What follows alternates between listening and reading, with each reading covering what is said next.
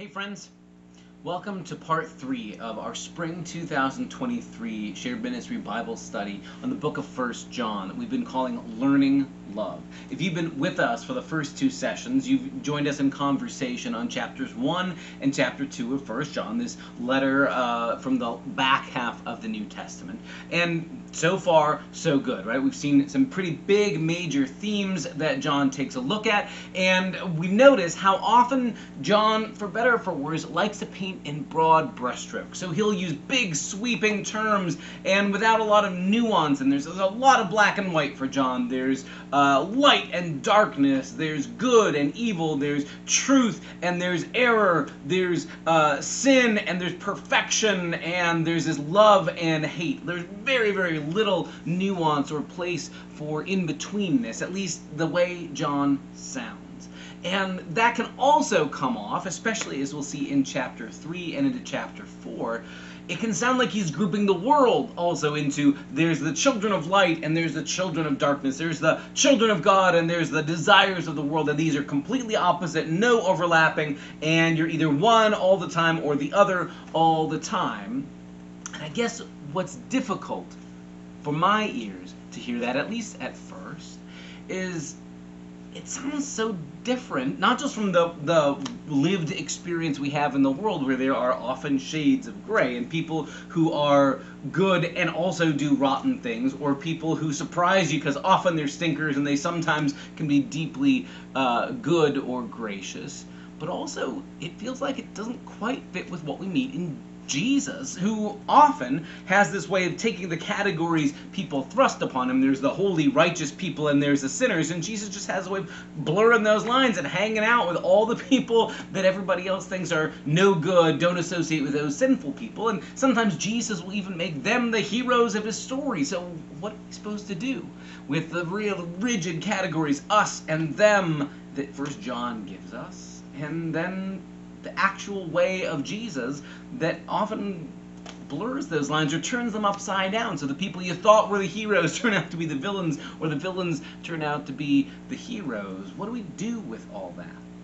Maybe a place to start, acknowledging that John in 1 John, even so far, has done an awful lot of this very, very sort of polarized, you're either the people of God or you're devoted to the ways of the world, you're either free from sin or you're complicit in sin and lawlessness.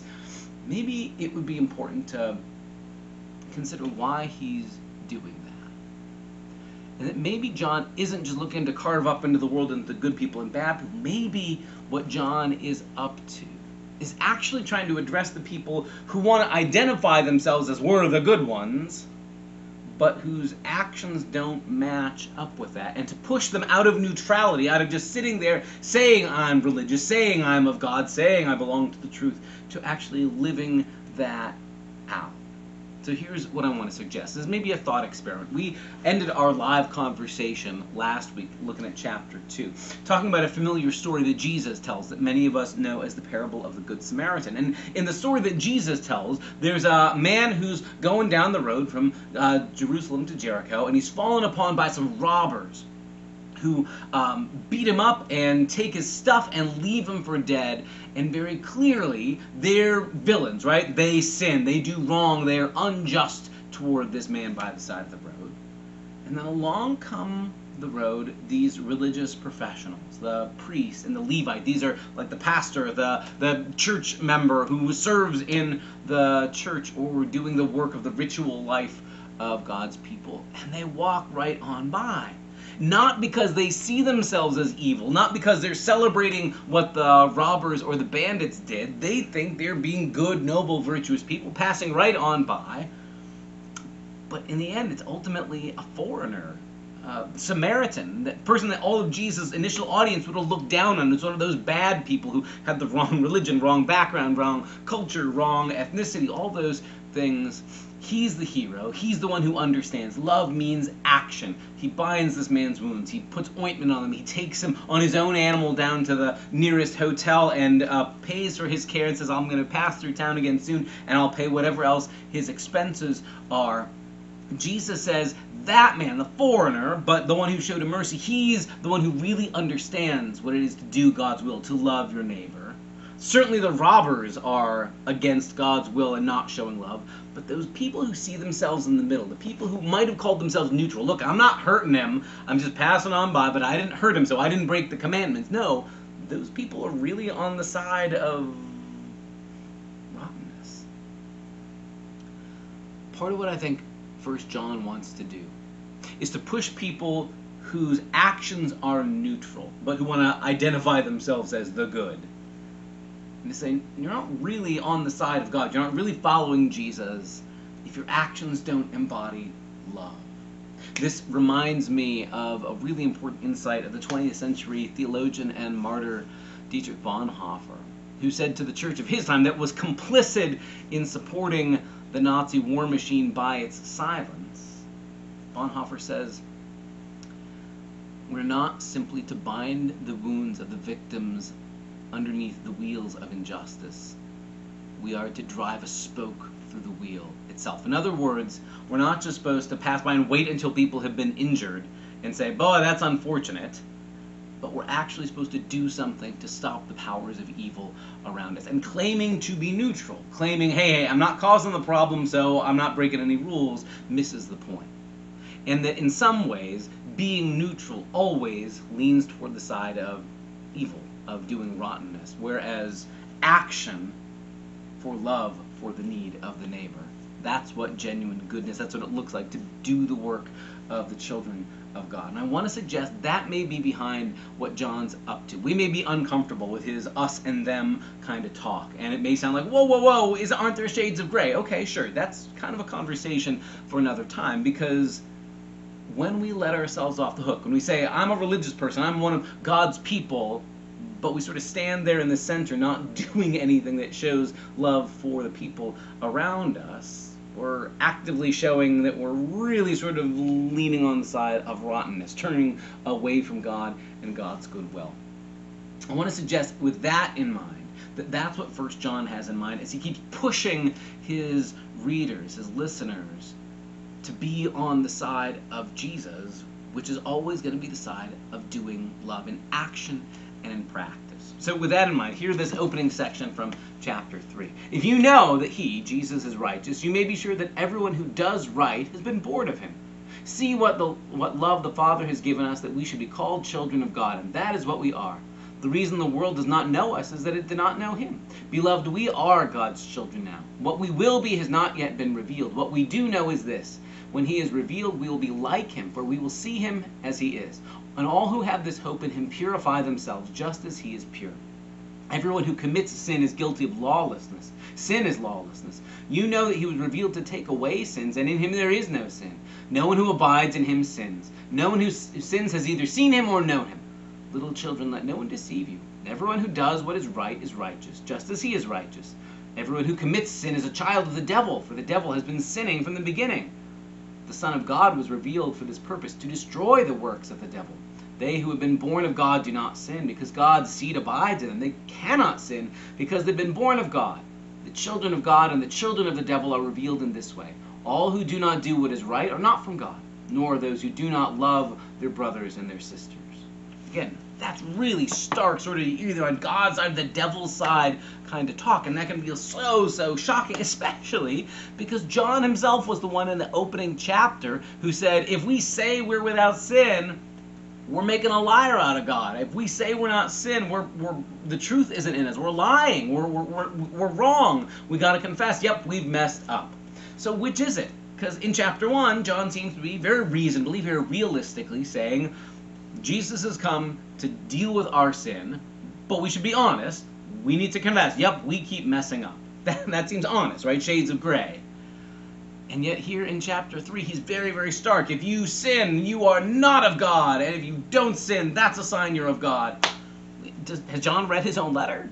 I think, again, what's going on is him trying to push people who want to see themselves as identifying with Jesus. Yep, I'm on the side of Jesus. I'm on the side of God. But whose lives and whose love don't line up with that, right? The people who, like the priest and the Levite in Jesus' story about the man who's fallen upon by robbers, want to see themselves as godly and pious and noble, but whose actions are neutral and reinforcing or leaving evil to get its way, leaving injustice addressed.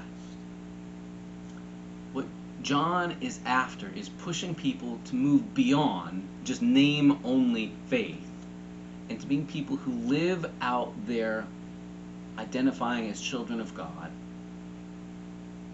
by action, by love. And that's the important piece here. When John says that we already are children of God, right? He's not making this conditional. He's not saying, if you're good enough, if you love well enough, if you keep the rules well enough, then you'll be children of God. He says, you are children of God, now act like it, right? Basically, once you are children of God, once you own that identity, live like it, be that, and don't let your neutrality or silence or staying still actually push you into the side of doing injustice, being opposed to the way of God. In some ways, this reminds me a great deal of the situation behind Dr. Martin Luther King Jr.'s letter from Birmingham jail.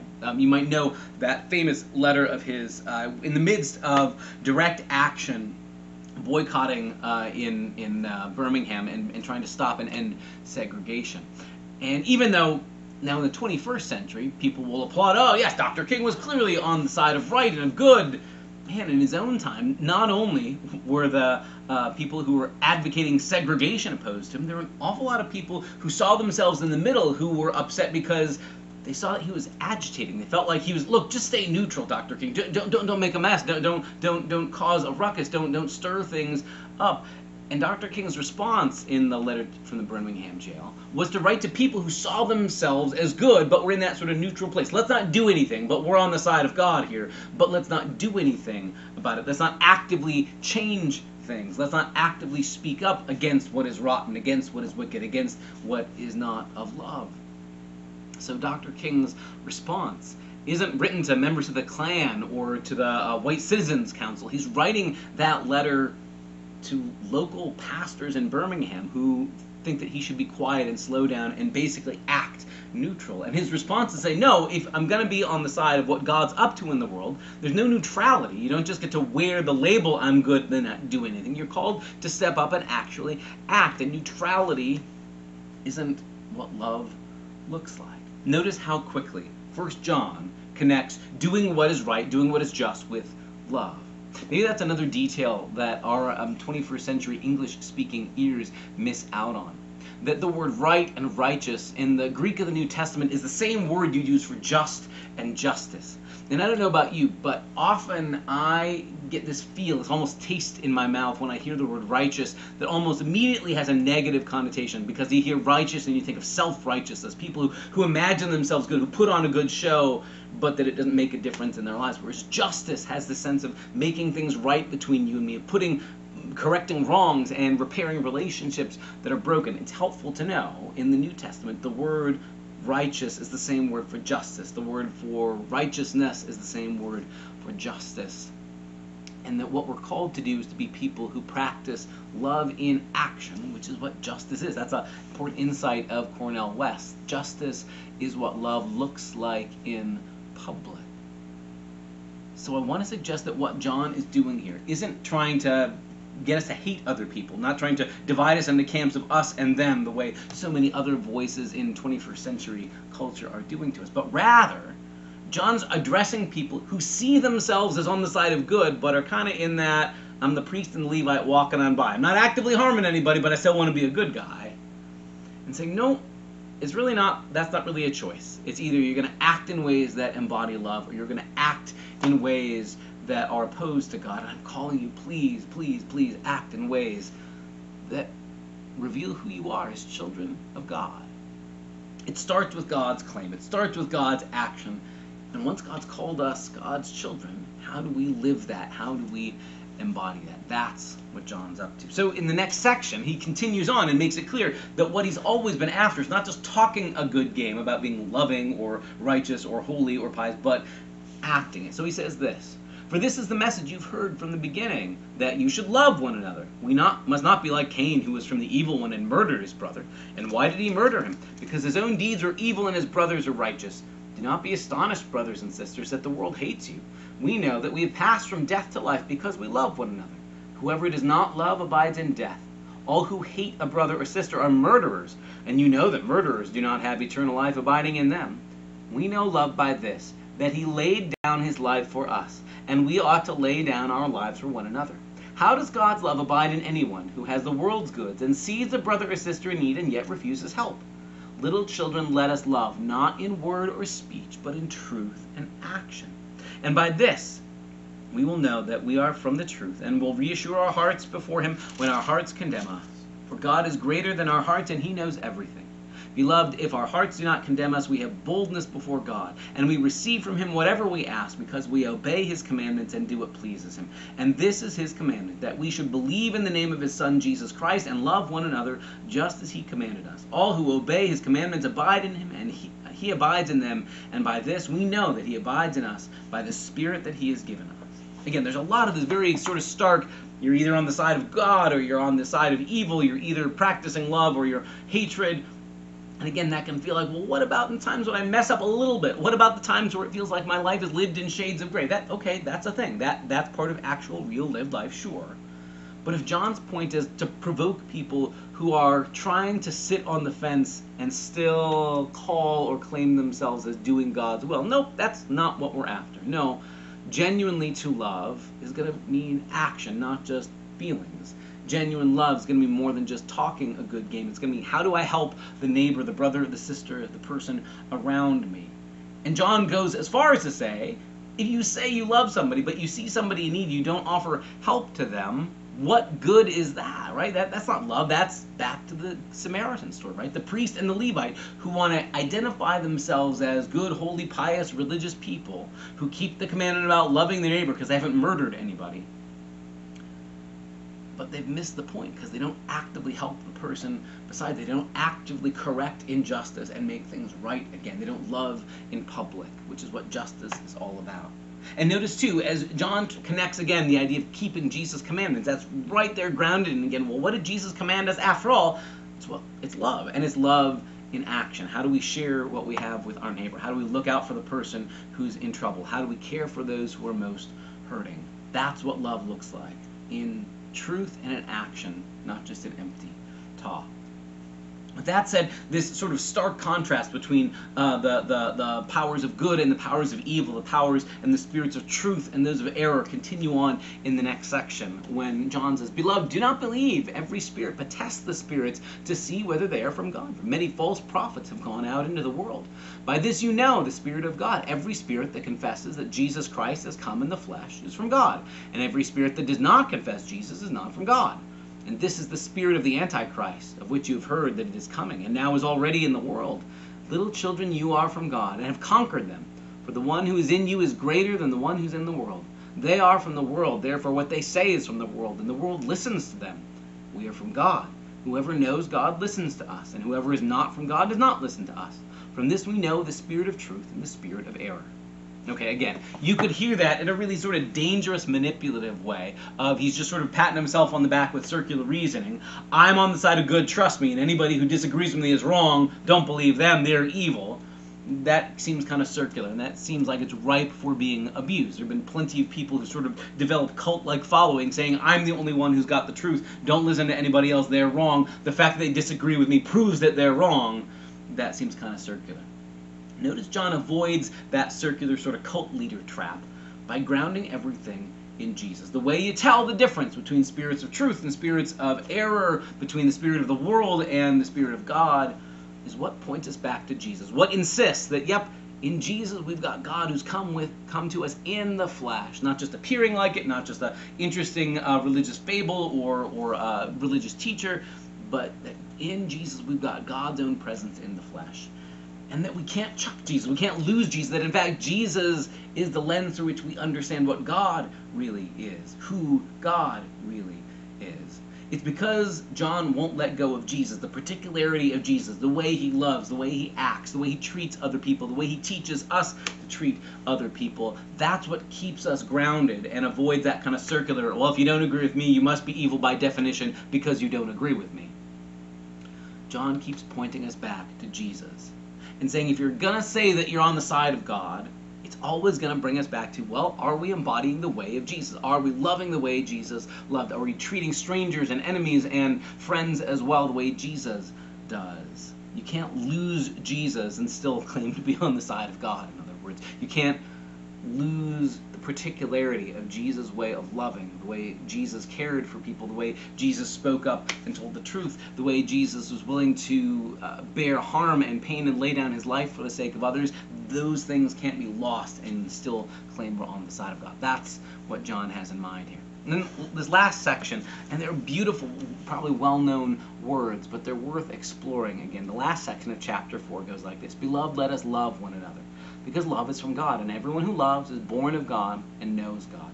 Whoever does not love does not know God, for God is love. God's love was revealed among us in this way: God sent his only Son into the world so that we might live through him. In this is love, not that we loved God, but that he loved us and sent his Son to be the atoning sacrifice for our sins. Beloved, since God loved us so much, we also ought to love one another. No one has ever seen God. If we love one another, God lives in us, and his love is perfected in us. By this we know that we abide in him and he in us, because he's given us of his Spirit. And we have seen and do testify that the Father has sent his Son as the Savior of the world. God abides in those who confess that Jesus is the Son of God, and they abide in God, so that we have known and believed the love that God has for us. God is love, and those who abide in love abide in God, and God abides in them. Love has been perfected among us in this, that we may have boldness on the day of judgment, because as he is, so we are in this world. There is no fear in love, but perfect love casts out fear. For fear has to do with punishment. Whoever fears has not reached perfection in love. We love because he first loved us. Those who say, I love God, and hate their brothers or sisters are liars. For those who do not love a brother or sister whom they have seen cannot love God whom they have not seen. The commandment we have from him is this: those who love God must love their brothers and sisters also. It really does come down to that. And as much as we might get uncomfortable at first with all this very stark talk about the children of light and the children of darkness, or the children of the world and the children of God, the idea John's trying to get through to us is, if you want to claim that you're a follower of Jesus, if you want to claim that you are of the children of God, if you're devoted to the truth or goodness or righteousness, and it doesn't shape the way you treat other people, it doesn't mean that you actively love the people around you, what good is that? You're showing this great disconnect. And John wants to say, look, don't worry about whether or not God loves you. It's not about earning God's love. You are already beloved. Don't you worry about that. That's already a given. God's already first loved us. So now, how will you live in ways that reflect that? How will you live in ways that reveal that authentically? And that takes away the fear of, if I'm not good enough, will I get voted out of the club? Notice how John doesn't talk in that kind of way. He doesn't say, if you messed up, that's it, you're out. He starts with, look, don't worry. There's no fear in love. Fear has to do with punishment. Don't worry that God's going to zap you or get you or vote you out of the club or send you to hell. That's not what he's about. He's not trying to make us afraid into being good, but to start with, you're beloved. You're claimed by God. God's already loved you. Don't you worry about that. But how will you live in a way that makes that real, that shows, that reveals that's real? And he's not interested in a veneer or outward appearance. He's interested in love that shows up in action.